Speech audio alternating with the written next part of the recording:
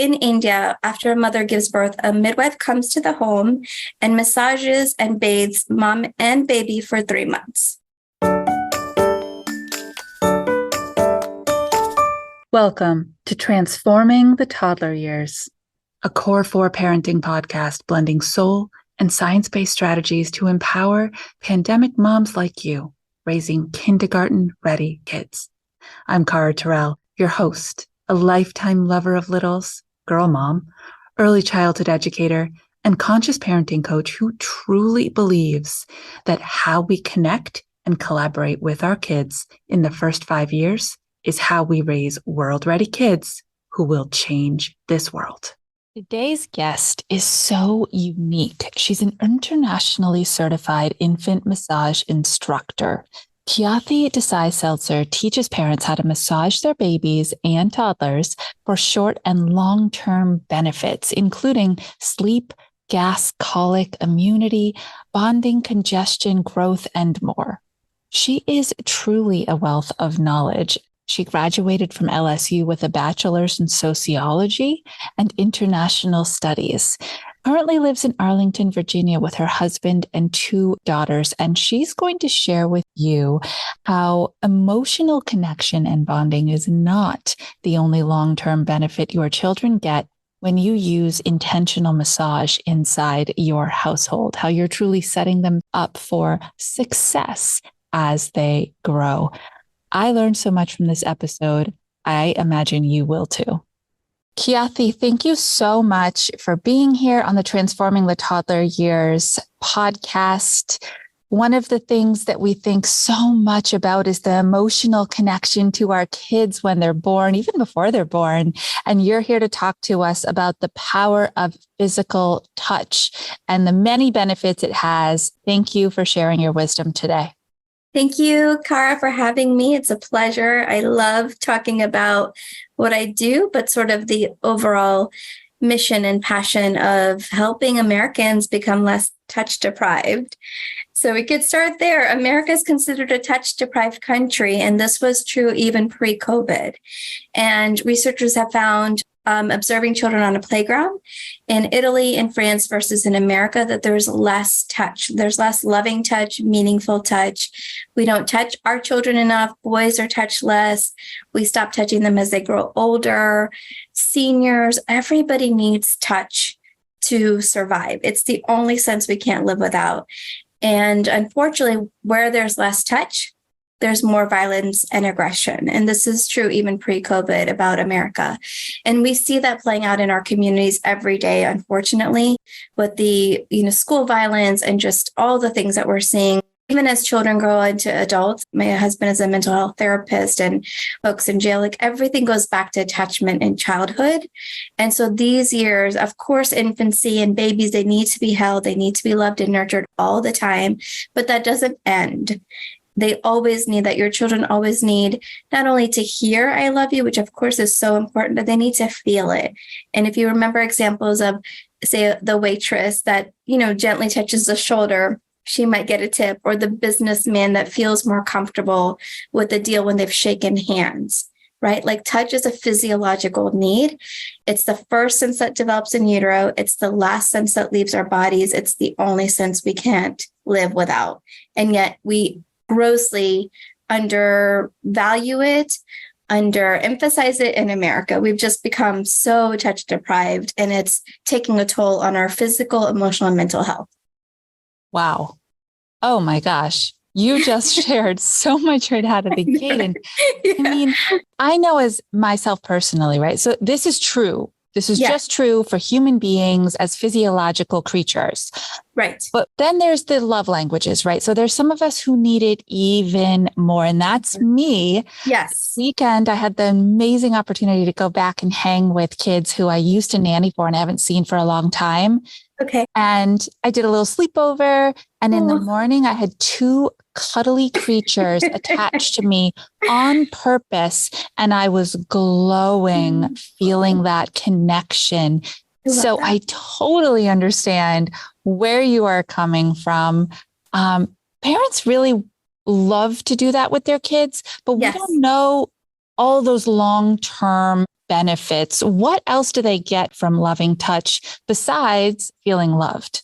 Yeah, absolutely, Car. So in the immediacy, right? So when I teach infant massage and people see infant, they think, oh, that's really nice. And I really have to educate them. It's not nice. It's necessary. All babies need loving touch, but the touch doesn't stop. So I have a 2-year-old and a 7-year-old, and almost every day, sometimes in the most inconvenient times, like when I'm cooking, mommy can have a massage, but they see that as a way to feel better. And so to answer your question for the long term, yes, love, they feel your love. It helps regulate their nervous system. It helps them understand the difference between loving touch and not loving touch, which is great as we try to protect our kids from any sort of predatory experience. It helps them understand that they don't have to seek loving touch in relationships. You see, that's what children and any of us will do when we're not feeling that physical touch of love in the home. We think that we need it in relationships, and in particular girls, right? They will go out and seek it in a relationship as teenagers. It helps them realize that if they're feeling off, whether they have a headache or growing pains or a stomach ache, that massage is one tool in the toolbox of things that they can try first before resorting to pharmaceuticals. And so they also understand body awareness. They get to know what their body is telling them, right? Because our body's always telling us something is off. It's whether or not we're listening, and we know to tune into that. So long-term, attachment, it helps immunity, right? Because if you get regular massage, it increases white blood cells. So now you're better able to fight off infections. It helps with your growing pains. If you're involved in sports, it's one way to feel better rather than resorting to pain meds.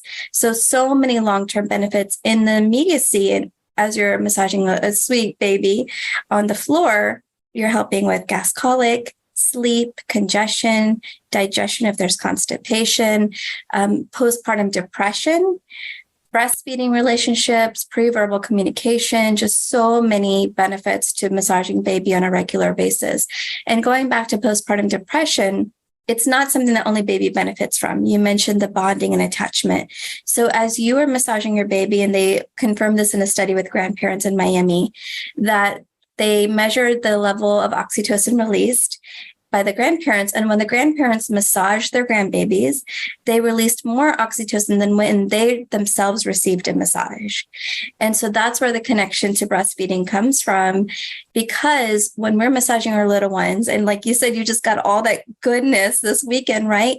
We release oxytocin. So all the feel-good hormones, oxytocin and serotonin and all of that massage addresses, and it also brings down our cortisol levels.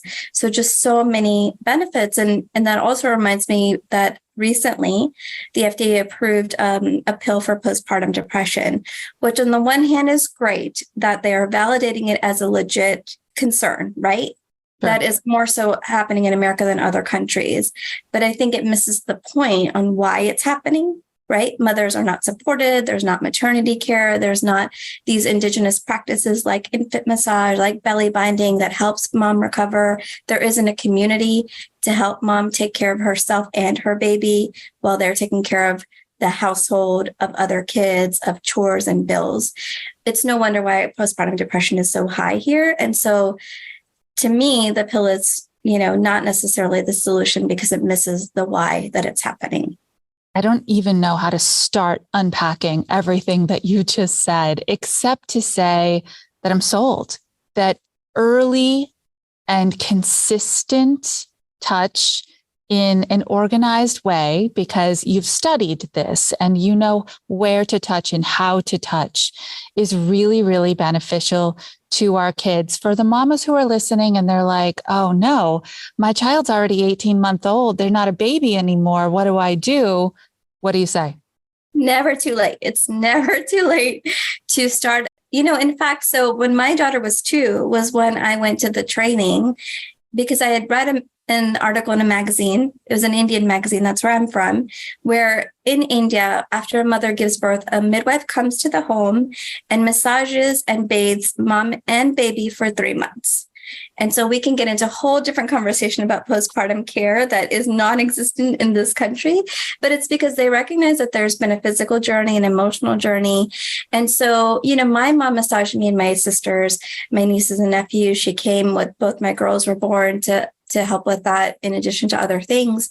And even me, who it's a part of my culture for thousands of years, and my family for many generations, I just thought it was a nice thing to do. And so when I went through the training, and not only among NICU nurses and physical therapists and massage therapists, I'm learning about the science behind it. And I'm saying, wow, this is not just nice, it's necessary. I was sold, but I was definitely sold when one night during my training, as the universe will have it, my daughter, who was 2 at the time, woke up she was crying of gas pains, which we identified. And we remember that she had a lot of sweet potatoes at daycare. And so in that moment, I said, wow, I just learned this gas colic routine. Should I do it? My husband said, sure, why not? Normally, we would have given our gas colic drops, right? We try to avoid pharmaceuticals as much as possible. So I did it in my, nervousness and anxiety. What if I do it wrong? What if I hurt her? Right? Because in America, we are told to defer to the white coats. We are deferred to the professionals and shut down your maternal intuition. And so all of that was coming up. But I said, I'm just going to do it. She's suffering and it can't hurt. And Cara, within less than 5 minutes of a routine I just learned that day, she just blew out. And then we had to get into the shower because it was such a mess. We came back out. She had another blowout diaper. We went back into the shower. We came out. She had a third, which did not require us to take a shower, but it literally cleaned her out. And, my husband said, oh my God, you exploded our daughter. And I'm just looking at my hands like, oh my gosh, this stuff really works. Right. And so I was convinced in that moment, she slept beautifully the rest of the night, that, wow, every mother in America needs to know about infant massage. It's right at your fingertips. It's free. You can do it whenever. I mean, my daughter was 2 and it was still effective. So 18 months, it's never too late. And even at that time, my daughter being a strong-willed 2-year-old, because part of our training is we ask them if we can give them a massage. And the point of that is for them to differentiate between loving touch and not loving touch, for them to have a say over their body. Who touches them, even their own. So I would ask her, do you want a massage? I just learned this great thing in training. It's so good for you, because I stopped massaging her after she was a baby. I didn't know that it's still important. And she would say no. And I would first, I'm like, but this is so good for you. I went to a training and I know what's best for you. I'm your mother. And then I realized that's her autonomy, right? She has a right to say no. And this is good for her to practice the skill of saying no. And so it didn't last long before you knew it. She was asking for massage. She was massaging her, baby dolls. She would help with it. So as a toddler, you just get a little bit more creative. You give them choices because they love choice. Do you want this leg massage? Do you want this leg massage? Do you want to give mommy a massage? And then they see it as something that makes them feel good. And then you don't have to, you don't have to do any more convincing. They'll come to you at any time of the day and say, can you give me a massage? And so it's never too late to create a practice of loving touch in your family. I really want families to understand that it's not just an activity that you do when your baby is little that is cute and you get some cute pictures, but it's a lifestyle for your family. It's something that you'll pass down. And even fathers, right? Fathers are great massage because they have that firmness that we might be hesitant to provide to our babies, but they do that. And then just having a male figure demonstrating, modeling loving touch, especially with our little girls, but also our boys, right? Because in America, boys don't touch each other in platonic, loving ways unless it's on a basketball court, a football field. Then you see that touch. Otherwise, it's shunned, right? It's considered taboo to do that. And so boys are not touched enough. So there really is this sort of epidemic of a lack of touch, especially with our children, especially with boys. My doula, for example, when I was talking to her classes, she realized that she was touching her son less than her daughter. And so she became a little bit more intentional about rubbing his shoulder, giving him a hand massage. And at first he was like, what are you doing? And then he started expecting it and welcoming it and returning it. And she said that my relationship with my son has blossomed as a result of me incorporating more loving touch. And he was a teenager at the time. So it is never, ever too late to start touching your family. Just like our relationship with our kids just flourishes and grows as they do, so does this. I have a question for you because I work with a family and multiples actually have brought this up. So if you create this culture inside your home and it becomes this beautiful intentional culture of not just verbal love, but also through touch and intentional massage, and then you go out into the world and your children start approaching other kids at the playground or in daycare and doing this to them and are shut down and told either shown by the kids and their wariness, oh, this is not okay, or by the other adults, this is not okay. How do you talk to the kids about this? Yeah, that's a great question, Cara. And I know we experienced that a little bit during COVID because I tend to be very affectionate, in loving ways with children. And that's part of that is culture. Part of that is, I grew up in Louisiana, so we are, more that way. And I know during COVID, my daughter was, I think, just reaching out to a friend. There were some kids that would play outside and the little girl just panicked and screamed and ran the other way, right? Because we've been talking to them about COVID that they've become so scared and skittish about touch. And so we really had to talk to our daughter about why she might be reacting that way, because we don't want that to shut down in our daughter, that she's no longer showing loving touch, right? And fortunately didn't. And so I still see her, especially with little ones, because she's now 7, that she's so loving towards these little kids, usually that aren't her sister, that they gravitate towards her, right? They have this view of her that, oh, she's a loving, affectionate person. So, and I agree with you, right? Schools say don't tell parents and teachers not to touch the kids. And I know when I go, I love to see my daughter's teachers say, do you want a hug? Can I give you a hug? And seeing hugs between loving adults and kids. Like we have to help them distinguish between loving touch and predatory touch, not saying, okay, let's shut down touch altogether. And so I can understand how it would be hard, but I would want to help that individual understand that everybody has a touch history. And there can be a fear of touch based on epidemics and pandemics or on their own family history. And so we might go about it. We might say, okay, with that child, they're a little bit, skittish. So you may want to approach them in a different way. You may want to say, like, maybe ask their permission. Can I give you a hug? And not just like run up to them and give them a hug. And that even that permission setting can help change that dynamic and make them feel more comfortable. Eventually, hopefully they won't need to be asked, but we definitely want kids to understand boundaries as well. I understand that that's important. Absolutely.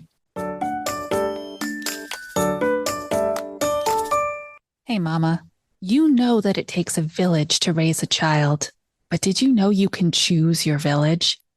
That's why I've created a virtual village for you with all kinds of like-minded mamas. They're conscious, they're collaborative, they're intentional. Their goal is to raise really good human beings who will grow up to add value to this world. Join us today in our free private community on Facebook. Use the link in the show notes and let's transform the toddler years together. I really want to circle back to something that you said about the younger infant and that early massage setting the foundation.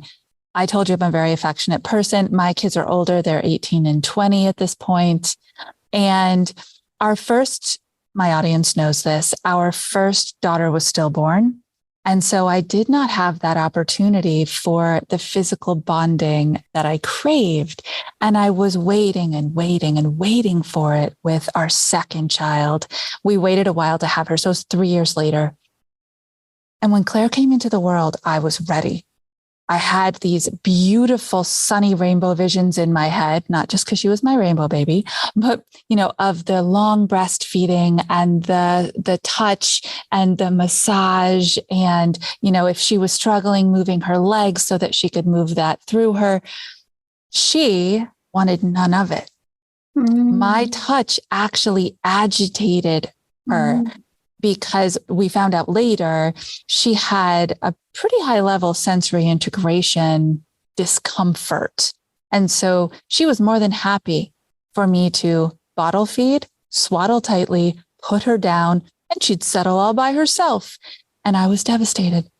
So for kids who have sensory struggles and they don't like that light touch or the deep touch, because I know there's different kinds, how can you support them in the beginning of their lives towards this journey? Maybe we're talking about kids who have autism, right? And they don't particularly like being touched. How do you still get this goodness into them? Absolutely. Yes. So like I said, every person and individual and even child has a touch history. And so it can go back to the in utero experience. It can go back to their birth experience. It can go back to the early days. I mean, Claire had this loving, wonderful mom just ready to show all that goodness to her, and that must have been so hard for you and for her. So there are some techniques. For example, we always say, in particular, with touch sensitive children and babies, we start with the legs, because that can be less threatening.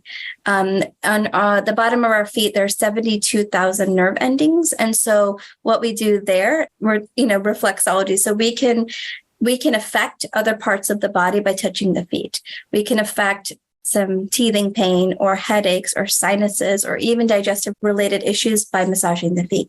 And so most babies love, like most of adults, love a good foot massage. And so I'll usually recommend starting with the legs with a touch sensitive child. But, we've worked with children with different needs.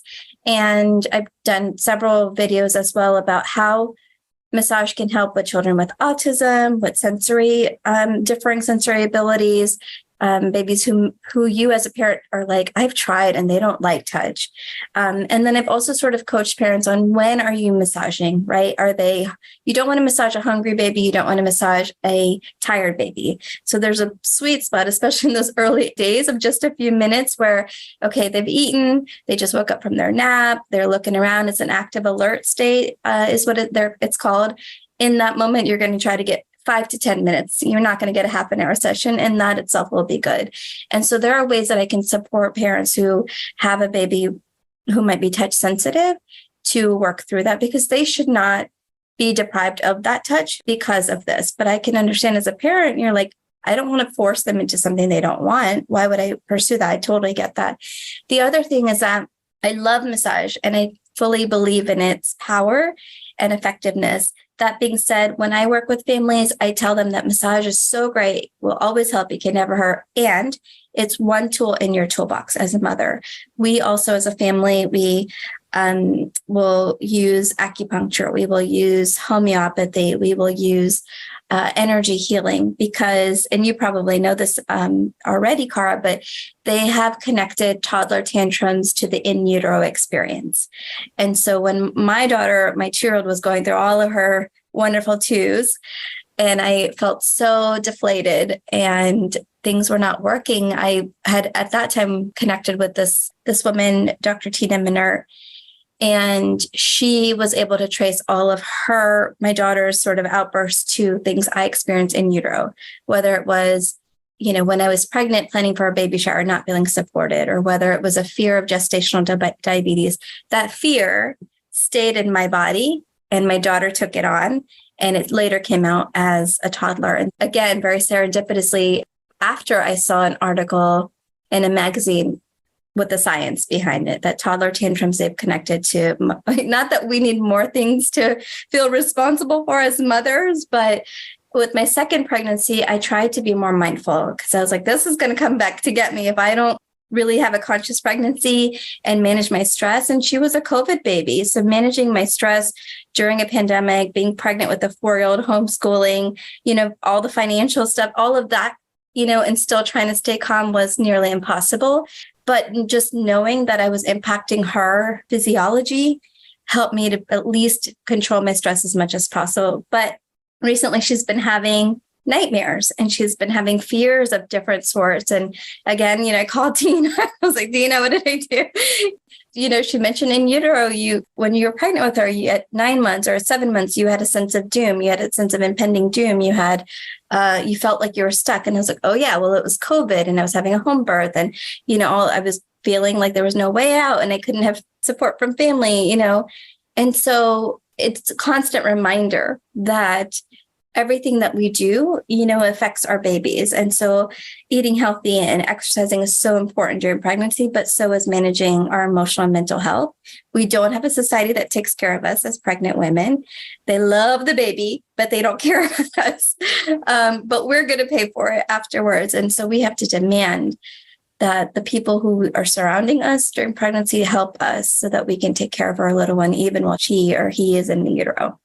So fascinating. Something I love so much about you is that you truly blend the soul of our humanness with the science behind the findings. And that is the anchor of everything at Core 4 Parenting and my entire curricula. And so I've lived it just like you have. I had a traumatic pregnancy. I was neurotic for 38 weeks because we induced with Claire, wondering if the same thing would happen again. Yeah. And then I went through a phase where I had to do some discovery, just like you did. And I said to myself, it's now time for me to forgive that experience. It happened. It was a natural consequence to the experience before. And just like you with our third, in my case, third, I said, this will be different. And I chose a totally different path. I chose midwives instead of doctors, right? I just chose everything to be different. And yeah, it was still stressful because I had a toddler at home at the same time. But the beautiful story, the beautiful happy ending here is that my third child was as cuddly, if like to the point of ad nauseum sometimes. I called her my Velcro child, right? You just really, I can't have 3 millimeters of personal space. But my husband was like, this is what you wanted. What you wanted, right? And this is what you got. And so it's fantastic, right? This journey of our humanness, creating a new human life, and then that new human life melding with who we are while they're growing inside of us. And then the journey that we take when they are here. And you're saying that we can remember that soul component while using science-based practices, just like conscious parenting, right? To help them smooth their way into their early years of independence. So beautiful. Absolutely. I mean, some 68% of women will report having a traumatic birth. And we know there's reasons for that with a very medicalized system. But we can still recover from that. We can help our babies recover from that. It's not a, life sentence. And so I do want for people to see you can blend the soul with the science. You should, because that's who we are. We're energetic beings and having a human experience, and we can change the course of our path, of our children's path. And, generational trauma is there and passed on from, especially through the maternal side. And that can also be changed by being more conscious, by incorporating loving touch, by doing some energy healing. We can change the course of their life. It's not, if you're familiar with epigenetics, it's not all up to genetics. A lot of it has to do with the environment, and being conscious of that can help change the trajectory of our children and their paths. I feel so strongly connected to what you're doing. And I want other moms to feel like they can truly include this in their own homes, in their lifestyle, but there's some learning around it that needs to happen, right? They can't just sit down one night and say, let me rub the bottom of your feet. If we're looking to help our kids transition a physiological struggle, like you did for your daughter with her tummy ache, to a resolution through touch. What do we need to learn? What are you offering for courses, and how can people tap into those? Yeah. So if you're in the DMV area, DC area, I offer in-person instruction and talk about all the things and more that I mentioned here, and really teach you the strokes, but also the nuances, the context that you may not get from, say, a Pinterest post or Instagram video, which I think is really important to know. And then for those who may not be in the DC area, we have a gas colic course. If you're like, I just need help immediately, and in less than 10 minutes, you'll learn it. And the other is a holistic full body baby massage course to address all of the issues. And then I'd love to offer a discount to your audience, Cara. But what's interesting in what you mentioned is that I have just recently a mom friend. So her girl and my daughter used to go to school together. She said, I've been watching your post on Instagram, and I want to say I'm struggling with connecting with my girls. I think her daughters might be 7 and 5. And she said, I'm really just struggling connecting with them. Could massage help? And I said, absolutely. And so we are going to organize a massage play date, or we have it on the calendar in a few weeks, where I'm going to bring my girls and she's going to have her girls, and we're going to call it a spa day, right? Because maybe if we say, we're going to massage you today, it may not go over very well. But if we say, let's have a spa day, we'll get, put cucumbers on our eyes, do a facial, and then we'll learn what it's like to be massaged and massage each other, because siblings are also great with massage. It's a great way to learn and get that good loving touch. And so we're going to try that out. And it'll be a really good experience for us to see how you can incorporate these same strokes, which the strokes don't change. Obviously, the context does, and make it a fun play date and see how can we make this a norm for their family and help mom feel more connected with her girls and more of that bonding that we mentioned and a lot of the good hormone release, so that they see their mom, in a different way, but they also see massage as a way to feel better emotionally, physically, physiologically. It's fascinating. I'm so curious. I will follow along. We'll make sure we'll have all your links in the show notes, right? So we'll follow along and we'll see what the outcome is there. Absolutely. One more question for you. I'm just curious. As adults, especially adult women, we end up finally seeking massage as kind of a refuge or a self-care or a prize for ourselves when we've hit a wall, when we just can't do it anymore. And do you find that is as effective if I go get a massage because I'm so stressed out, as being proactive and saying this is going to be something I fit into my life on purpose? I would say the latter. And the reason, so I myself, we do, and I still have to get myself out of that thinking, because we see massage as luxury, right? It's Mother's Day, I'm going to go get a massage. It's my birthday, I'm going to give myself a treat. Whereas in the East, and, for those of you who have traveled, you can go to Thailand and get a really good massage for not very expensive. And you can have if I could, I would get a massage every week, every few days, right? And so here, based on time and resources, I try to make sure that's a part of my self-care on a monthly basis. And so my husband always jokes yeah, you don't spend a lot of money on clothes or shoes, but you have all these practices. And I do, and I don't apologize for it. So massage is part of my monthly self-care. I also do acupuncture and chiropractic. And I know that if I don't do those things, then it will affect my health. It'll affect the amount of money we spend on healthcare costs. It'll affect how effective I am being a parent. I have 2 businesses and 2 girls. And so I have to make that time for myself, for my 4 babies, away from my 4 babies every month, or it will affect me, in a negative way. And so, people have a hard time putting that in. We spend a lot of money in America on disease care and not preventative health care. And so I try to model what I'm saying by doing that. But I do also think that you have to have a lifestyle, a family of nurturing and loving touch that you are experiencing on a daily basis. And so, I'm from the South, I'm Indian, so it's very much part of both of my upbringings, whereas my husband is from the Northeast, and there's not a lot of touch there, so it's even convincing him that this is something that we need to exchange on a regular basis, it's not natural to him. So I would definitely recommend mamas making that time every month if you can. I understand it's a barrier, and hopefully one day it'll be more covered by insurance. I'm also trying to have my work more covered because I don't want it to be a barrier for anyone to massage their baby. So hopefully we can change that together. But in the meantime, if you have the resources, or even, I even massage the bottom of my feet before I go to bed for 5 minutes, or a facial massage, just something that seems like a treat, that you might have a special oil, or you might use a gua sha or a roller, rose quartz roller. And every night, this is my 10 minutes, leave me alone, everyone.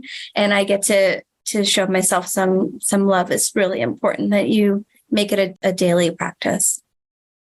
As you're talking, I visualize family massage. And I'm sure Yes, somewhere in the world, that's a thing where it you is. sign up the whole family and it's a large room. And instead of going to the ball game, we're all going to the massage tonight. Gosh, absolutely. And we do that some weekends, right? Like especially Sundays when it might be a little bit less busy, then it's massage time. And one time we even had to train, like everybody got a head massage for the next person, and those are really, really special moments. And the girls definitely enjoy that. So you can definitely even incorporate into your family. Like some people have, we also do dance parties, right? Family living room dance parties. You can have massage parties in your living room, and you will see in a short time, and it doesn't take long, in a few days, how much things will transform. It's funny. You were talking about your husband. I live in the Northeast. I grew up here. My husband is a fourth generational Vermonter. And Okay. so he is as, steadfast and strong as they come. But he goes for massages because he does hard work. And his muscles need to release. Yes. So however this is going to fit into your family, however you can all get on the same page, let's do this because it's going to benefit everybody, but especially those little people that you're raising, to have an understanding of how to help their body feel better without always having to look to the Western solutions. Absolutely. And as mothers, I know we have so much on our plate already. And this is not to add more, but really you can incorporate it into your existing routine, whether it's story time, it's, the bedtime routine, it's breakfast around the table. You can incorporate it and be super creative. Ask your kids for ideas, but I don't want moms to feel like, oh God, there's yet another thing I'm not massaging. There's another thing I'm not doing and I have to do. Like, please don't feel that way. It's super easy once you learn the strokes and you talk to the kids about how and when to just make it a part of your lifestyle. And it's not another thing to add to your to-do list. All right. So now we know. So go to the show notes, follow Khyati, make sure that you check out her course. There will be a promo code for you down there to enter into her website so you can get a discount because you're a listener. And then come back and share with us. Make sure that you come and rate and review with this episode and say, I tried it and guess what happened? Because we want to know. Yes, absolutely. Thank you so much for your time, for your wisdom, and for sharing so much of your personal story. We really value that. Thanks, Cara. Thanks for having me. Until our next episode, stay mindful and proactive as you transform the toddler years.